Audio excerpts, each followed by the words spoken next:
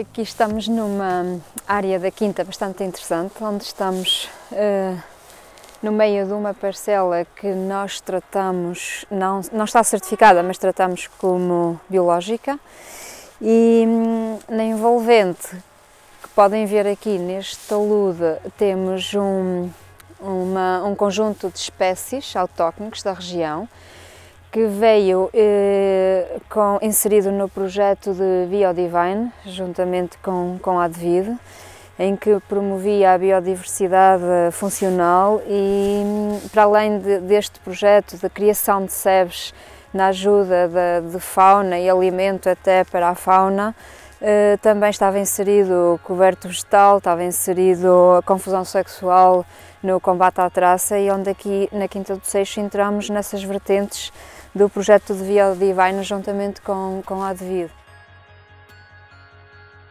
Ora, nós estamos aqui na Quinta da Serra, nas Colinas do Douro, a fazer um trabalho de monitorização da biodiversidade. Instalamos este tipo de armadilhas para capturar os bichinhos que existem aqui na vinha, os artrópodes, no fundo estamos a falar de insetos e ácaros, para perceber impactos das ações de conservação que a Colinas do Douro está, por um lado, a implementar na sua exploração, ao abrigo também de uma candidatura do Fundo Ambiental, e, por outro lado, também perceber impactos de modos de produção, porque eles aqui têm duas vinhas, temos, por um lado, agricultura biológica e, por outro lado, temos produção integrada, e nós quisemos perceber com este sistema de armadilhas de que forma os modos de produção têm impacto em termos de diferença de bichinhos que são apanhados quer numa, quer noutra vinha. Relativamente às infraestruturas ecológicas e às ações de conservação que podemos implementar numa exploração agrícola, devemos dizer que estas podem existirem de forma natural, como por exemplo um bosquete, uma mata, uma mina de água, que por exemplo pode ser uma infraestrutura ecológica importante para abrigar morcegos naturalmente, que é um dos locais onde os morcegos se alojam ou se recolhem. Podemos, no entanto, quando estas estruturas não existem, promover a instalação de outro tipo de abrigos.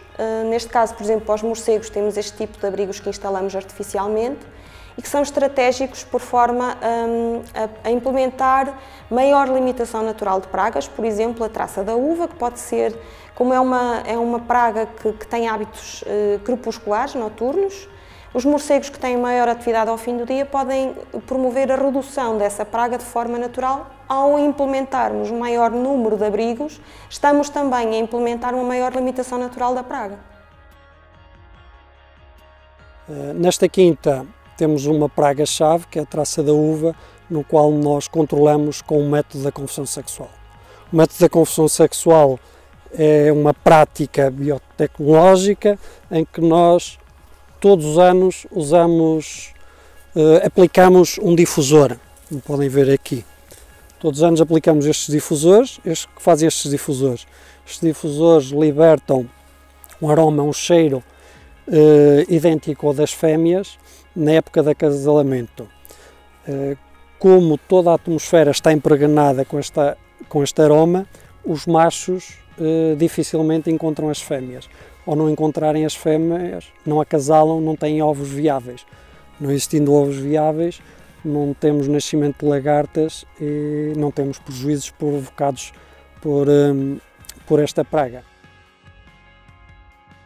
A nossa experiência diz que esta técnica, usada de uma forma sistemática e ao longo dos anos, e de uma forma, digamos que, aperfeiçoada de ano para ano. Porquê? Porque as vinhas têm tipologias diferentes, têm disposições diferentes, têm localizações diferentes e, portanto, para cada vinha nós temos que aferir o uso destes difusores por forma a maximizar o seu efeito. E, portanto, nós nos últimos anos não usamos qualquer inseticida. E nos últimos anos a praga teve uma incidência bastante agressiva na região, e posso-vos garantir que esta técnica da confusão sexual consegue controlar a traça da uva de uma forma eficaz e, portanto, esta técnica visa de facto preservar o meio ambiente e sem recurso ao uso de inseticidas. Um outro fator também que é importante e é bem visível aqui é que desses 150 hectares, 50 hectares são vinhas tradicionais muito velhas, e como vocês podem verificar, esta vinha aqui tem 85 anos, pelo aspecto da folhagem que ainda é bem notório, as vinhas velhas nas Carvalhas e também no Douro são compostas por uma mistura de castas. Como vocês sabem, o Douro planta 120 castas, maioritariamente essas castas são castas autóctones e ou nativas. Portanto, nós temos 120 castas.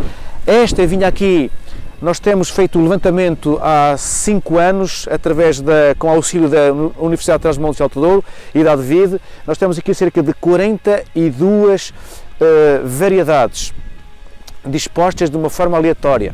E, portanto, a primeira razão de misturar as castas é porque, de facto, temos as castas. A segunda razão é porque, ao misturar as castas, nós, o viticultor, divide e diminui o risco da produção, porque nós sabemos que as castas são indivíduos, têm resistências e têm sensibilidades diferentes e, portanto, ao misturar as castas, evidentemente que nós dividimos o risco da produção.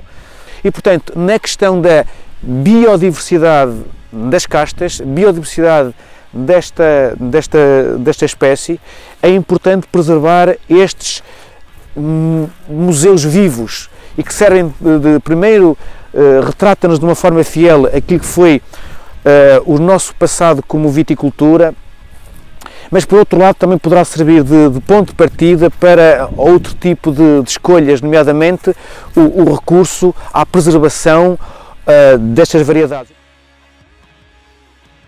Estamos agora na Vinha do Lodeiro, à cota do Rio Torto e do Rio Douro, e vamos agora falar da seleção colonal da videira, que é um dos melhores exemplos da capacidade científica e técnica da indústria vitivinícola que existe em Portugal.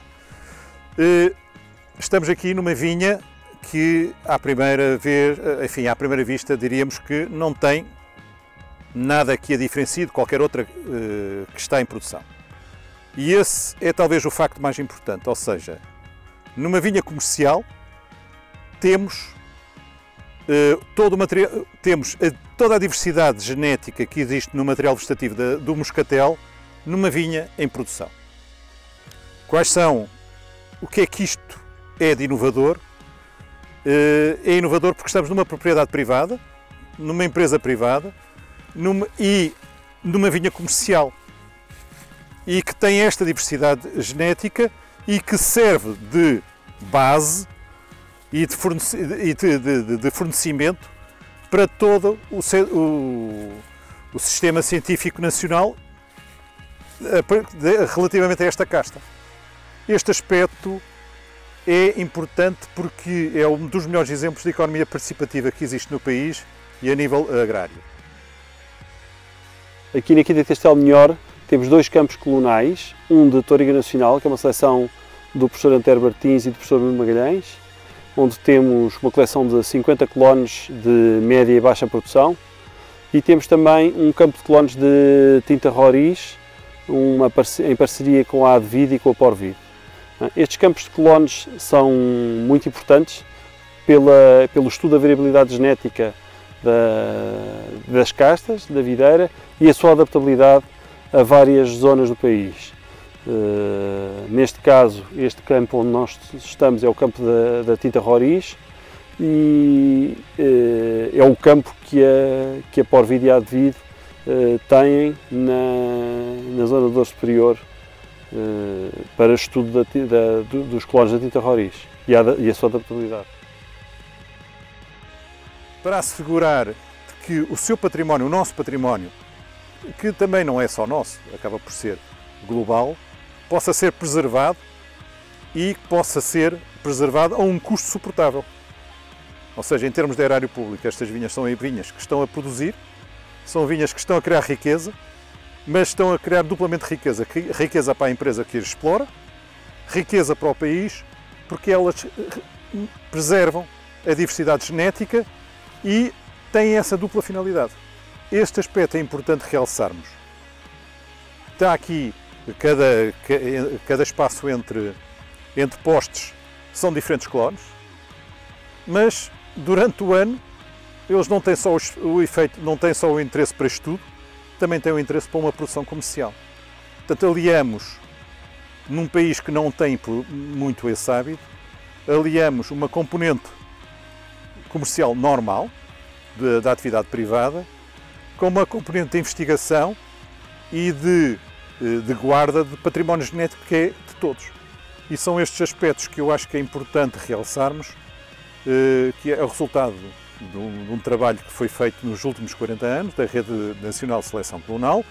É uma estrutura sem uma organização formal e que depois se acabou por federar no que hoje é a Porvid, a Associação Portuguesa para a Preservação da Biodiversidade Genética da Videira.